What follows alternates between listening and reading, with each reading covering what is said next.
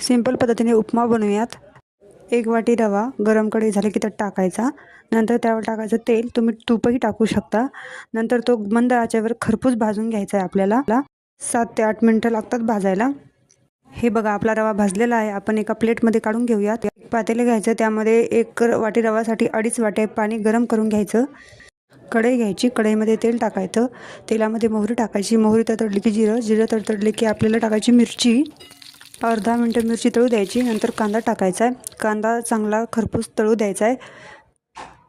कांदा तळला की त्यामध्ये आपल्याला टाकायचा रवा मिक्स करून घ्यायचा आहे आणि मग टाकायचं आहे मीठ टाकलं की आपण त्यामध्ये टाकणार आहोत कोथिंबीर। मी इथे मेथी टाकलेली आहे।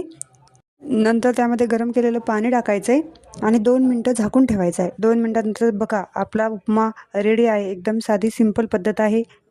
नवीन चॅनल आहे, सबस्क्राईब करा, सपोर्ट करा। भेटूया पुढच्या व्हिडिओमध्ये।